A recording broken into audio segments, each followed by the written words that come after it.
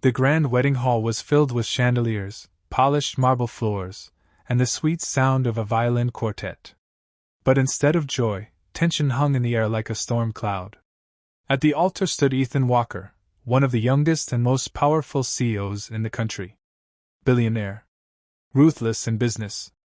A man who never allowed himself to be fooled. Yet, in that very moment, he felt betrayed. The woman standing beside him, the bride, was hidden beneath a heavy veil. From what little he had seen earlier, the whispers were true, she was no beauty. His jaw tightened. He thought his late father's will was already cruel enough, forcing him to marry by a certain date in order to inherit the company empire. But this? Being paired with someone he believed was unattractive, someone society would mock as unworthy of a man like him? Inside, Ethan fumed. They think they can trick me? The priest's words blurred into the background. Guests leaned forward, whispering, some stifling laughter. This is ridiculous, Ethan muttered under his breath. His bride stood silently, head lowered. Not a word. Not a complaint. And that silence gnawed at him more than anything. Finally, the moment arrived. The priest announced, "You may lift the veil." Ethan's hands trembled, not with love, but with resentment. He grabbed the veil and lifted it sharply. Gasps rippled through the hall. What he saw nearly made his heart stop. She wasn't ugly. Not even close. Beneath the veil was a woman with the kindest eyes he had ever seen.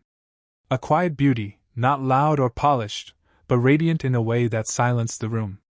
Her face bore faint scars, barely visible, but her expression carried grace and dignity.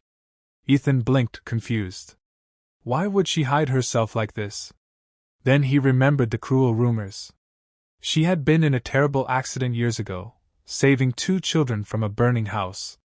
The fire had scarred her, and since then, society had branded her ugly. But standing before him, Ethan saw something far greater than perfection. He saw courage. For the first time in years, the CEO who built walls around his heart felt something stir inside him. After the ceremony, Ethan confronted her. "Why didn't you protest this marriage?" he demanded. "You must know people were laughing." She looked up, calm and steady. "Because life is not about how people see me. It's about how I choose to see myself. And today, I choose to honor your father's wish. Not for the money, not for the status, but because I believe kindness still matters in this world." Her words pierced deeper than any business deal or courtroom battle ever had. That night, Ethan found himself replaying her story, a woman who risked her life for strangers, who carried scars with dignity, who stood silently even when mocked. For the first time, Ethan, the man who thought he had been tricked, realized he was the one who had been blind. Days turned into weeks. Ethan began to notice small things. How she treated the household staff with genuine respect. How she volunteered at the children's hospital without cameras or publicity. How her laughter was rare, but when it came, it could light up a room. Slowly Ethan's coldness melted.